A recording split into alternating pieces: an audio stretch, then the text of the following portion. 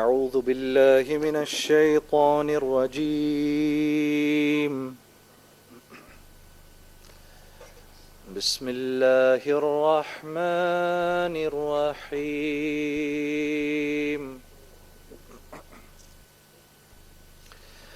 قد أفلح المؤمنون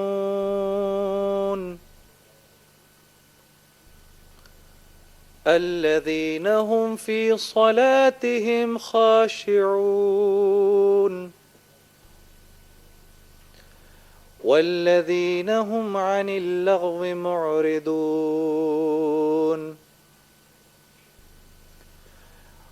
والذين هم للزكاة فاعلون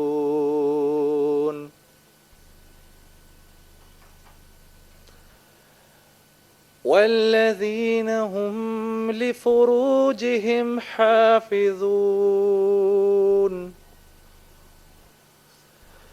إلا على أزواجهم أو ما ملكت أيمانهم فإنهم غير ملومين.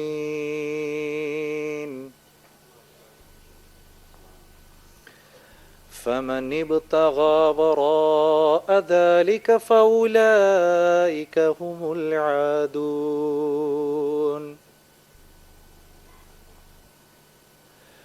والذين هم لأماناتهم وعهدهم راعون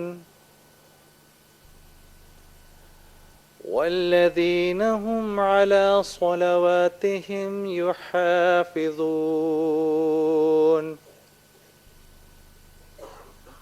أولئك هم الوارثون الذين يرثون الفردوس هم فيها خالدون. صدق الله العظيم.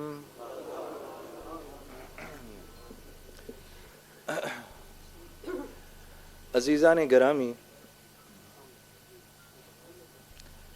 میرے بھائیوں اور میرے دوستوں، قابل احترام بزرگوں، السلام علیکم ورحمۃ اللہ وبرکاتہ۔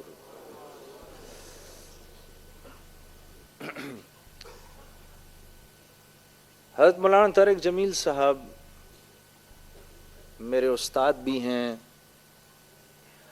اور میرے مربی بھی ہیں،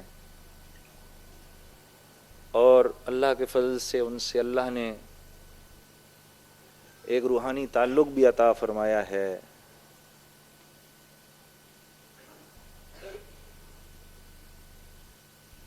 آج ایک عجیب بات آپ سب حضرات کو بتا رہا ہوں۔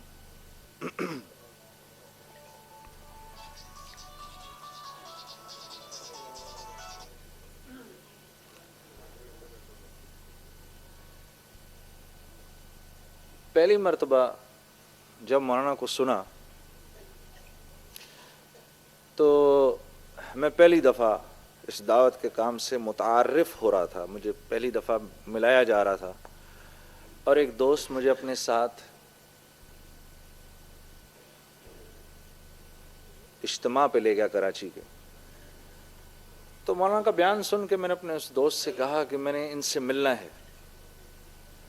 تو مجھے کہنے لگا کہ یار ہمارے یہاں حضرات سے ذرا ملنا مشکل ہوتا ہے۔ میں نے کہا کچھ بھی کرو، میں نے ان سے ملاقات کرنی۔ یہ اجتماع کا تیسرا دن ہے، اور 3 دن میں نے مسلسل بیانات بھی سنے اور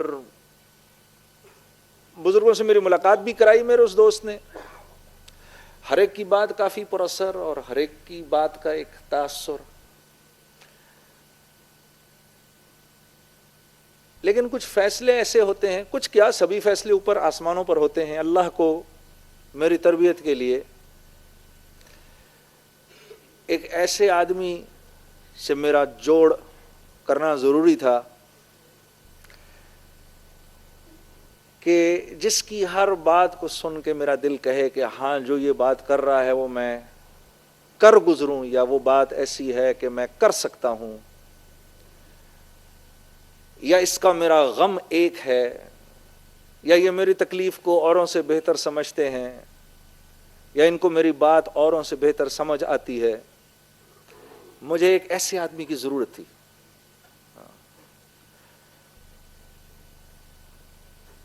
تو وہ میرا دوست مجھے لے گیا مولانا کی طرف. اب مولانا اپنے حجرے میں بیٹھے ہوئے تھے, اپنے آپ بیان ختم ہوا تھا. بیان کے بعد آ کر تو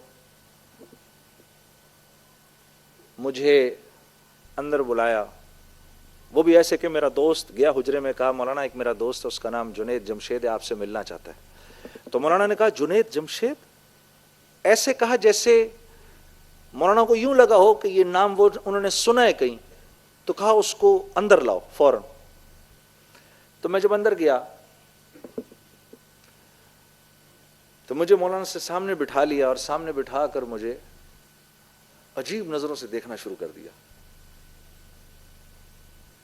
تو میں تھوڑا سا ذرا پریشان بھی ہوا, اور میں نے پھر خود ہی پوچھ لیا آپ مجھے اس طرح کیوں دیکھ رہے ہیں. تو کہنے لگے کہ تیرے بڑے بڑے بورڈ میرے شہر میں لگے ہوئے ہیں, فیصل آباد میں. میں ان کو دیکھا کرتا تھا, آج بھی ایئرپورٹ آ رہا تھا تو کسی بورڈ پر میری نظر پڑی اسی طرح. تو میرے دل میں آیا یا اللہ کیا ایسے نہیں ہو سکتا کہ اس لڑکے سے میری ملاقات ہو جائے, اور تو میرے سامنے بیٹھا ہے.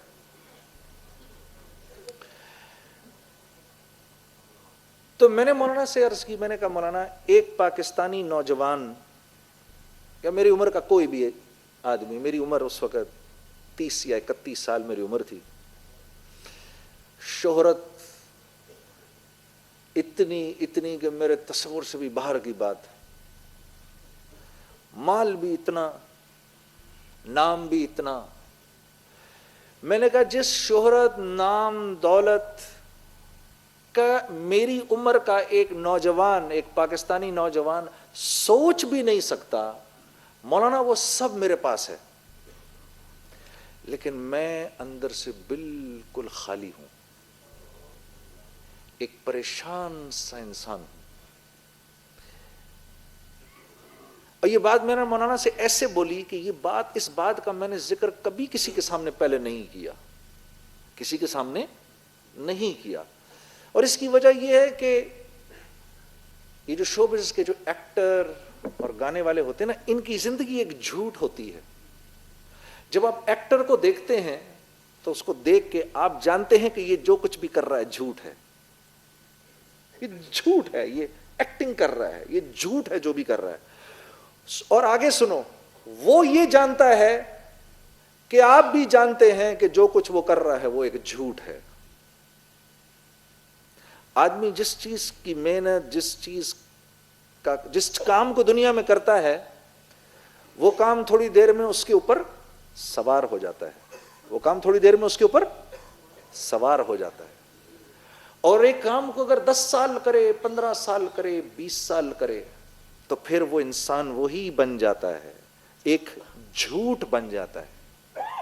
تو ہم کیا تھے اس وقت؟ ایک جھوٹ تھے, ہم ایک جھوٹ, ایک دھوکا, ہم ایک دھوکا تھے. ہم دنیا والوں کو دھوکا دیتے تھے, دیکھو میں یوں ہوں, حالانکہ دنیا والے جانتے ہیں یہ جھوٹا ہے, یہ ایسا نہیں ہے. ایک فلم میں ایک سے پیار کرتا ہے تو دوسری فلم میں دوسرے سے پیار کرتا ہے, تو تیسری فلم میں تیسری سے پیار کرتا ہے, یہ تو جھوٹا ہے. ایک عام زندگی میں اگر آپ کسی کو ایسا کرتے ہوئے دیکھیں تو آپ اس کے بارے میں کیا رائے قائم کریں گے؟ تو ہم ساری دنیا کو یہ بتاتے تھے کہ ہم بہت خوش ہیں, لیکن ایک آدمی جو مسلسل جھوٹ کی زندگی گزارے گا, اس کی طبیعت کے اندر تو سوائے جھوٹ کے اور کچھ نہیں ہوگا. ہاں, وہ آپ کو, وہ نہیں تھا بڑا مشہور comedian Charlie Chaplin, Charlie Chaplin کا نام سنا نا, بڑا مشہور کمیڈین تھا, ساری دنیا کو ہنساتا تھا. یہ ایسا کمیڈین تھا, اس کے پاس ایسا ملکہ تھا, منہ سے ایک لفظ بھی نہیں بولتا تھا, ساری دنیا اس کو دیکھ کر ہنستی تھی. وہ پتہ کیا کہتا تھا؟ وہ کہتا تھا میں اگر روتا ہوں تو بارش میں روتا ہوں تاکہ لوگوں کو میری آنکھوں سے نکلتے ہوئے آنسو دکھائی نہ دیں. میں روتا ہوں تو بارش میں روتا ہوں تاکہ دنیا کو میری آنکھوں سے نکلتے ہوئے آنسو دکھائی نہ دے. تو وہ ساری چیز میرے اندر سے باہر آ گئی, اور میں نے مولانا کو کہا میں ایک خالی آدمی ہوں, مجھے بتائیں میں کہاں جاؤں, میں کیا کروں. تو فرمانے لگے تجھے چوٹ اصل میں اس گھٹنے پر لگی ہے اور تو مرہم اس گھٹنے پر لگا رہا ہے. میں نے کہا حضرت کیا مطلب؟ فرمانے لگے دیکھو اللہ نے انسان کو دو چیزوں سے بنایا ہے, ایک جسم سے بنایا ہے اور ایک روح سے بنایا ہے. جسم کو کیونکہ مٹی سے بنایا ہے, اس کی تمام ضرورتوں کو مٹی میں رکھا ہے, روح اللہ کا امر ہے, آسمانوں سے آئی ہے, تو اس کی خوراک بھی آسمانوں پر ہے, زمین پر نہیں ہے. پھر فرمانے لگے اگر تم کو ایک سونے کے محل میں بند کر دوں اور 4 دن تک کھانا نہ دوں تو تم کیا کرو گے؟ میں نے کہا میں کہوں گا مولانا یہ سونے کا محل لے لو اور مجھے 2 روٹی کھلا دو. تو کہا تو نے بھی اپنی روح کے ساتھ یہی کیا ہے, اس کو سونے کے محل میں لپیٹ دیا ہے, مال و دولت میں لپیٹ دیا ہے, شہرت میں لپیٹ دیا ہے, اس کو چیزوں میں لپیٹ دیا ہے, جیسے آج سارے ہانگ کانگ والوں نے اپنی روح کو چیزوں میں لپیٹ دیا ہے. کبھی اپنی بلڈنگیں دکھاتے ہیں, کبھی اپنی گاڑیاں دکھاتے ہیں, کبھی ہمیں اپنے بندرگاہیں دکھاتے ہیں, کبھی یہ دکھاتے ہیں. میں بھی کہتا ہوں دکھا لو جو دکھانا ہے. میں نے بھی بہت ساری چیزیں لوگوں کو ایسے ہی دکھائی تھیں, اور جیسے میں اس وقت اندر سے خالی تھا, میں جانتا ہوں اس وقت تم سب بھی اندر سے خالی ہو. کوئی نہیں, تھوڑی ہماری تمہاری دوستی ہو جائے گی, پھر تم مجھے بتاؤ گے کہ تم اس وقت کس قدر محروم ہو. ہاں یہ دیکھو پاکستانی ہمارے سارے کتنے بیوقوف ہیں. یہ آج بھی مولوی صاحب کو مبارکباد دے رہے تھے ہم ہانگ کانگ کا پاسپورٹ ملنے پر. ہاں جی, ہم سارے ادھر پاکستان میں بیٹھ کر سب سمجھتے ہیں تم سب یہاں بیٹھ کے کتنے سوکھے ہو. ہاں جی, ہم کیسے نادان ہیں. اور جگہ بدلنے سے کیا حالات بدل جاتے ہیں؟ یہ تو زندگی بدلنے سے حالات بدلتے ہیں. تو مجھے مولوی صاحب نے کہا تیرا یہ مسئلہ ہے, تیری روح بھوکی ہے. تو میں نے کہا روح کی غذا کیا ہے؟ فرمانے لگے روح کی غذا تو قرآن ہے. روح اوپر سے آئی, قرآن بھی اوپر سے آیا, اس کو قرآن سنا, قرآن کے نغمے بھی تو سنا کبھی. یہ جھوٹے گانے جو تو سناتا ہے, کبھی اس کو محمد صلی اللہ علیہ وسلم کی زندگی بھی تو دکھا, ہاں, تاکہ اس کو تھوڑا سکون ملے. تیرا تو یہ سب سے بڑا مسئلہ ہے, تیری تو روح بھوکی ہے. تو میں نے کہا مولانا موسیقی روح کی غذا ہے. ایسا ہی ہے نا؟ کیوں بھائی؟ نہیں ایسا ہی ہے نا جی. کہہ دو ایک بار, میرا بھی دل خوش ہو جائے. کہہ دو سارے. پھر مولانا نے یہ قرآن کی آیت پڑھی, کہا نہیں یہ موسیقی روح کی غذا نہیں ہے. الا بذکر اللہ تطمئن القلوب. یہ مولوی صاحب سے پھر میں نے آیت پہلی بار سنی, کہا نہیں اللہ سے دوستی, اللہ کا ذکر روح کی غذا ہے, اس کو یہ کھلاؤ. تو میں ایسے اپنا دل پکڑ کے تو اس سے بس بے چین ہو گیا. میں نے کہا ہائے میری عمر تباہ ہو گئی, ہائے یہ کیا ہوا. تو کہنے لگے کچھ نہیں ہوا, تو ابھی توبہ کر لے, تیری زندگی بھر کے گناہ جو ہیں اللہ ان کو نیکیوں میں بدل کے تجھے لوٹا دے گا. ہاں تو ابھی توبہ کر لے. میں نے کہا مولانا میں نے توبہ کر لی. ہاں میں نے توبہ کر لی. اب اس توبہ کو پورے کرتے کرتے مجھے 5 سال لگے,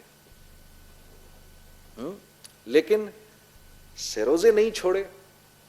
سٹیج پہ گاتا تھا, 15,000 آدمی سٹیج پر مجھے دیکھ رہا ہوتا تھا. وہاں سے سیدھا نیچے اترتا تھا, سیدھا مسجد.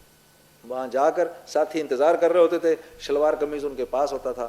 جاتا تھا, نہاتا تھا, وضو کرتا تھا, استغفار کے 2 نفل پڑھتا تھا, شلوار قمیض پہنا, جدھر جماعت کا رخ ادھر نکل گیا. تو وہ میں نے 3 دن نہیں چھوڑے. پھر میں نے گشتیں نہیں چھوڑی. لوگ میرا مذاق اڑاتے تھے, آپ تو کیا کرتے ہیں, خود یہ کر رہے ہیں اور اوپر سے تبلیغ کر رہے ہیں. میں نے کہا ہاں جی وہ بھی کر رہے ہیں, یہ بھی کر رہے ہیں, آپ دعا کرو اللہ وہ چھڑوا دے, یہ شروع کروا دے. ہاں جی. پھر ایک دن ایک ساتھی سے میں نے کہا یہ تو مجھے اب بہت شرمندگی ہوتی ہے، میرے سے نہیں جایا جاتا تبلیغ پر، مجھے لوگ تانے دیتے ہیں. کہنے لگے نہیں نہیں نہیں نہیں ایسا نہ کرنا. پھر کہنے لگے دیکھو یہ پانی کا گندا گلاس ہے نا، اس میں صاف پانی ڈالتے رہو ڈالتے رہو ڈالتے رہو، یہ سارا گندا پانی باہر آ جائے گا. میں نے کہا ہاں یہ بات تو صحیح ہے تمہاری. پھر کہنے لگے اتنا صاف آ جائے گا ابھی اس گندے پانی کو کوئی پی نہیں سکتا، پھر وہ صاف پانی لوگ پی جائیں گے، تو یہ صاف پانی ڈالتا رہے بیچ میں، ڈالتا رہے ڈالتا رہے. میرے دوستو ان تمام چیزوں کے باوجود میں اس تبلیغ میں جڑا رہا. اس دعوت کے کام نے پھر مجھے ایسے ایسے اللہ والوں سے ملوایا. مولانا سے تو پھر اللہ نے ایک روحانی تعلق بنا دیا. آج دن تک اللہ کے فضل سے وہ تعلق اللہ نے اپنے فضل سے رکھا ہے.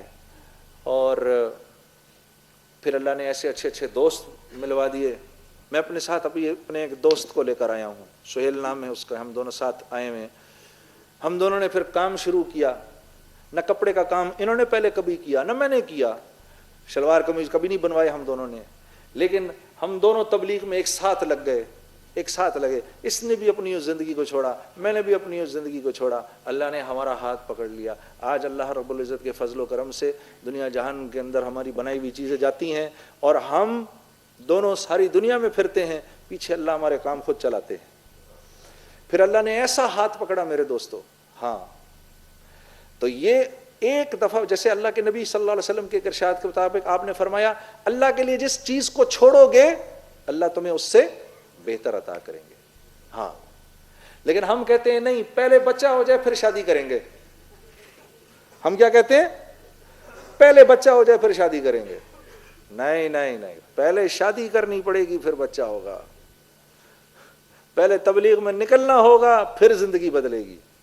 جی پہلے میری یہ چیز ٹھیک ہو جائے، پہلے وہ ہو جائے ٹھیک، پھر یوں ہو جائے نا. جب یہ ہو جائے گا نا جنید بھائی پھر میں جاؤں گا سروزے پر. میں یہ کبھی نہیں ہوگا. یہ ہوگا کبھی؟ یہ کبھی نہیں ہوگا. پہلے یہ ہوگا تو وہ تو پھر فوراً ہو جائے گا.